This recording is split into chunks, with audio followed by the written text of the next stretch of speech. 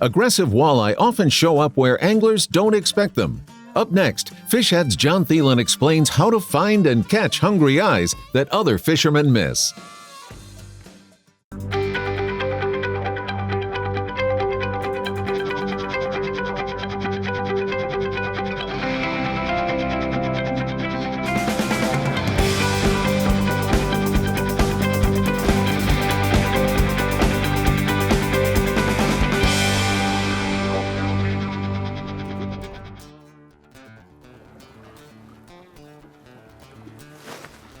There we go.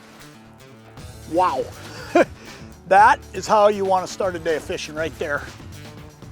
All I did is look for the most aggressive fish in the school. And we found them. I mean, I dumped right on top of them. Well, that's what we're going to talk about today, is catching the aggressive ones. Because here's the thing. There's two different styles of fishing at this time of the year. And I'm talking early summer, late spring. There's that style of fishing where you go out and you try to catch numbers and you see fish on edges and you're trying to park and be really precise on those edge fish. And then there's how I'm fishing today, how I'm planning on fishing today. And this is the exact start I wanted, and it's a big walleye to start.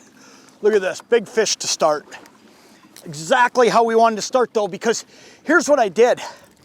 I went looking for the most aggressive fish here, the most aggressive fish in the school, and that's what we caught. And when you say, well, gee, Jon, how do you know that you just caught the most aggressive fish in the school?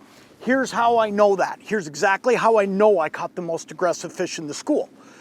I went straight to the top of the structure. I went right up on top, and by getting right up on top back here, I was able to nab that fish because I saw him and he was on the top. The most aggressive fish are always up on the top of the school, and that's exactly how you want to start a day.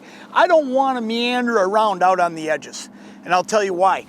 These fish, as they're leaving the shoreline and getting out here, we'll get this girl back in the water, but as these fish are leaving the shorelines and getting out here, here's what happens. They find these little humps, these little bumps, and they go to the tops because the tops are where the most food is. And that's what we're gonna do today. We're gonna target the aggressive fish. We're gonna fish tops. Most everybody else is gonna fish edges today. Because of these high skies and the fact the water's warming up, we're gonna sit right up on top. We're gonna catch a bunch of fish. Let's go find a couple more and we'll keep talking about this. We'll keep talking about exactly what I'm looking for and exactly how you find these fish and how you find these right spots. That right there is an awesome start. Here we go.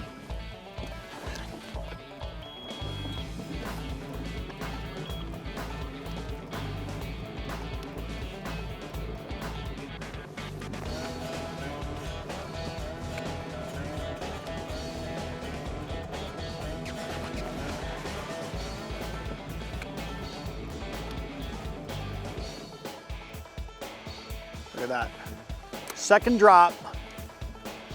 Right on the right spot, right?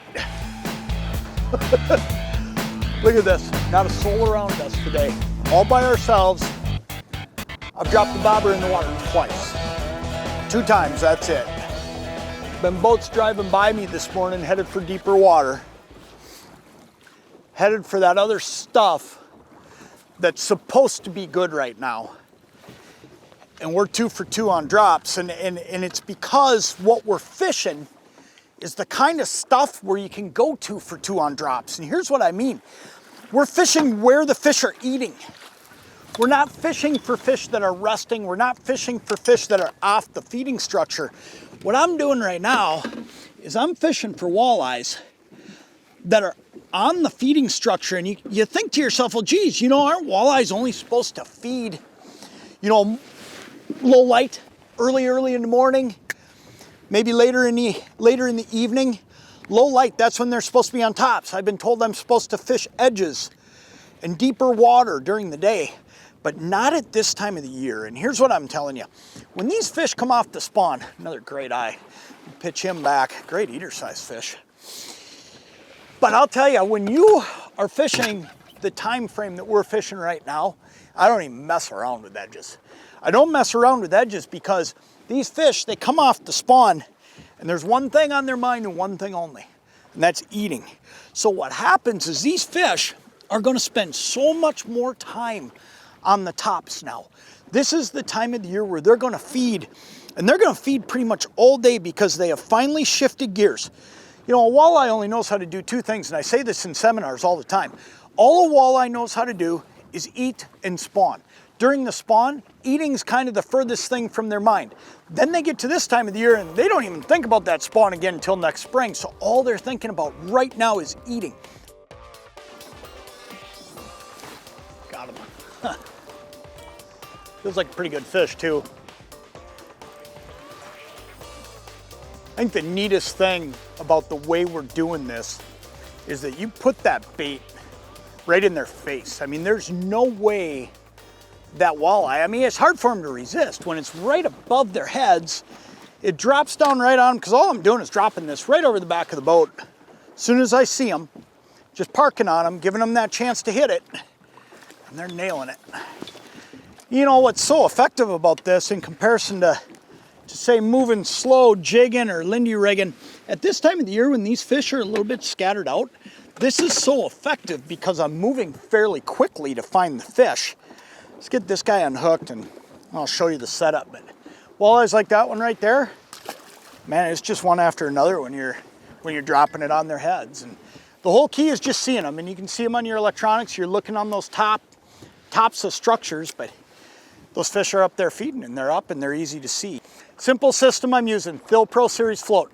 Best float on the market, flat out, no doubt about it. Finest balsa. Up in the top, there's a brass grommet, so you never cut a groove in that top and the line flies through it. And then down below it, 16th ounce Lindy live bait jig. You know, I've switched around colors today. I've used a little bit of blue, I've used a little bit of green. But what's so cool about this jig is you got that big hook.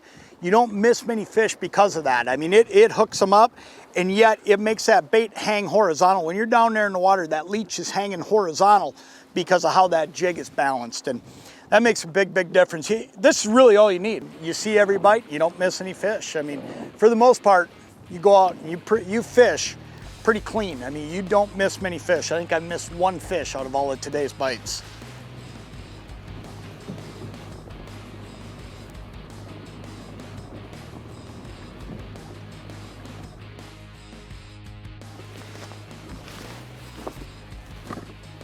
There he goes. Right there, got him. Man, that's cool.